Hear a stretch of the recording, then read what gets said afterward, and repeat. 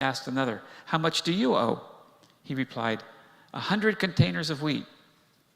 He said to him, "Take your bill and make it 80. And his master commended the dishonest manager because he had acted shrewdly. For the children of this age are more shrewd in dealing with their own generation than are the children of light. And I tell you, make friends for yourself by means of dishonest wealth, so that when it is gone, they may welcome you into their eternal homes. Whoever is faithful in a very little is faithful also in much. And whoever is dishonest in a very little is dishonest also in much. If then, have you not been faithful with the dishonest wealth, who will entrust you with the true riches? And if you have not been faithful with what belongs to another, who will give you what is your own? No slave can serve two masters, for a slave will either hate the one and love the other, or be devoted to the one and despise the other. You cannot serve God and wealth. The word of the Lord. Raise your hand if you've ever had a good boss. Thankfully, most hands went up. Think about what kind of qualities they had. I would imagine they treated you well, treated the customers well, they were honest, they were thoughtful, maybe they went out of their way in service. Now, has anyone had a bad boss? Almost the same number of hands. What qualities did they have or not have? Were they impatient, discourteous, dishonest, rude, crude, hard to be around? We probably all had bad bosses. How about bad coworkers? Self-centered, overly ambitious, people who like to stir up the drama, people who like to cut corners so that they could get ahead. Now let's take it up a notch. And I hope no one's been in this situation. But have you ever had a bad boss who's in cahoots with a dishonest worker?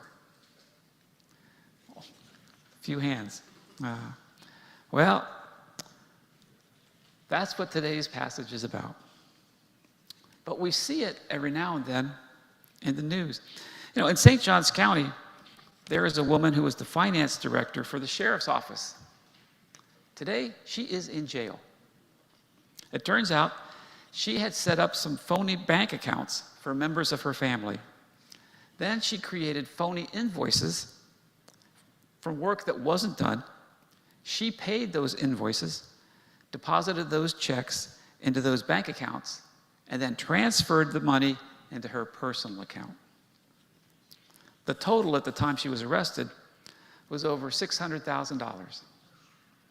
She had turned the sheriff's office account into her personal ATM. The really bad part was that this had been going on for 5 years, and somehow the auditors hadn't caught it, and no one who supervised her had looked close enough to catch it. Back in 2010, across the street from my house, there's some stores, some shopping centers, and there's an office there that was an office of an investment service company. And the owner of the business promised her clients that she could guarantee a higher rate of return on their investments than they could get anywhere else. So people invested money with her. They put their savings in there, their retirement funds. Some people trusted her so much, they put all their money into those investments. But the problem was, it was a Ponzi scheme. She did pay the good rates of return that she promised, but she could only do so as long as she got more and more people to invest with her. When the stream of new investors dried up, so did the payments to the clients. They came looking for her, but meanwhile, she had taken off with the bulk of the money for herself. When the FBI finally arrested her, she was charged with stealing over $100 million.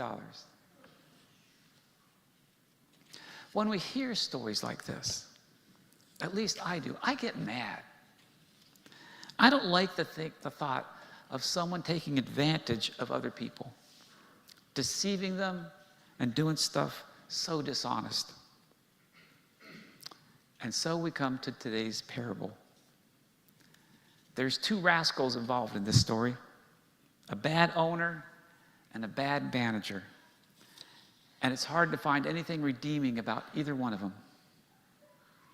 It's difficult to find anything good in this parable. But some is in there. Now let's talk about the manager first. He was a rascal. The manager was a slave, but he was in charge of running his master's business. The scholar William Barclay writes that there were many absentee landlords back then, and the master of this story was probably one of them. The manager, in the owner's absence, had made a career of embezzlement. The people who owed money to the owner were also rascals. What they probably owed the master was the rent. Oftentimes, the rent was not paid in cash, it was paid in kind. It'd be paid with a goat or a sheep or some of the crop that was grown on the land that had been rented from the master. Well, the manager got caught by the owner and got fired. And then he came up with a brilliant idea. He decided to falsify the entries in the books of what the people owed the master so that the debtors looked like they owed a lot less money than they did. As a result, the debtors were grateful to the manager, and in doing so, he involved those debtors into his web of fraudulent activity. Knowing this, he was now in a position where he could exercise a little blackmail on them. Now, what about the master? He was a rascal too. Instead of being shocked at the whole cooking the books matter, he appreciated the manager for being shrewd and actually praised him for what he did. So what possible lessons can we learn from this parable? Well, Luke gives us a few.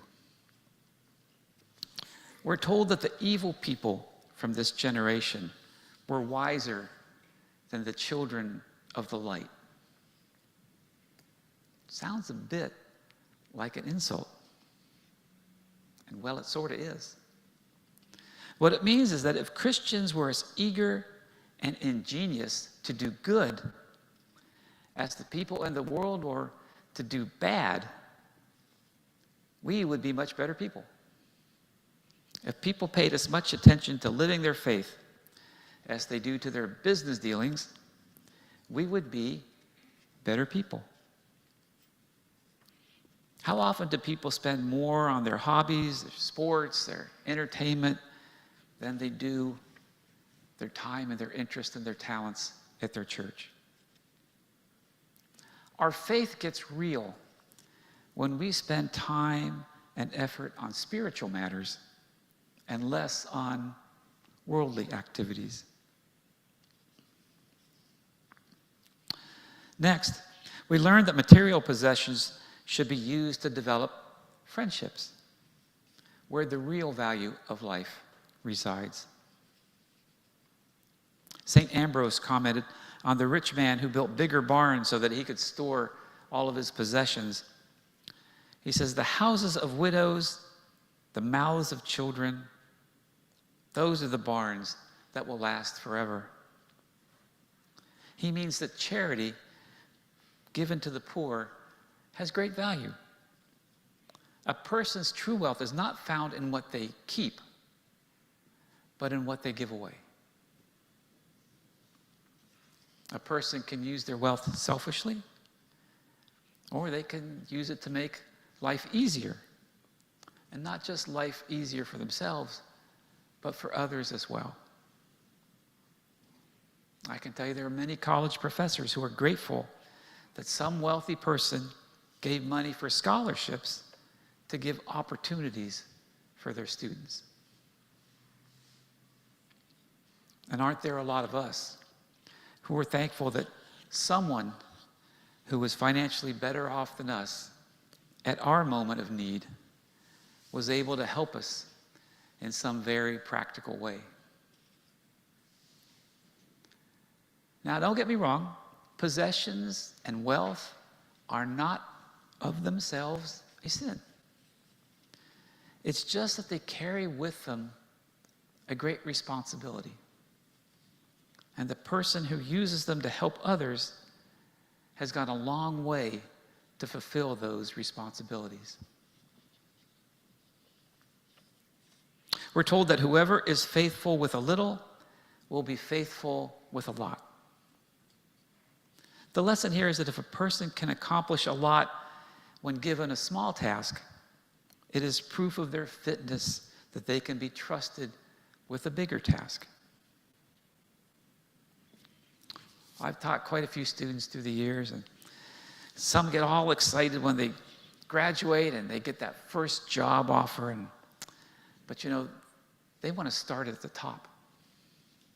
And they come to my office after they've gotten that entry-level position, and they've expressed disappointment in the salary or in maybe what their duties will be.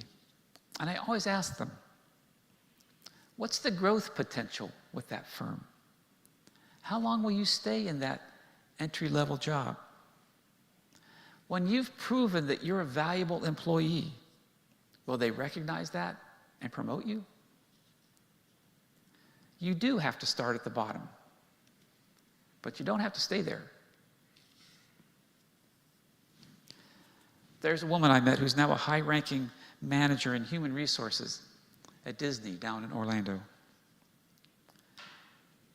She spent her first 18 months at Disney parking cars in the Magic Kingdom. You have to be humble and learn the business before you can be trusted with more responsibility. And Jesus extends this principle to eternity. He tells us that on earth, we're in charge of things which really aren't ours. We can't take them with us when we die. They're only lent to us. We are stewards of them. They can't permanently be yours. But on the other hand, in heaven, we will get what is really and eternally ours. And what we will get in heaven, this parable seems to be saying, depends on how we use the things of earth, how we use the things of which we were stewards. We're told that no one can serve two masters. Now you think about a family situation here. Poor kids.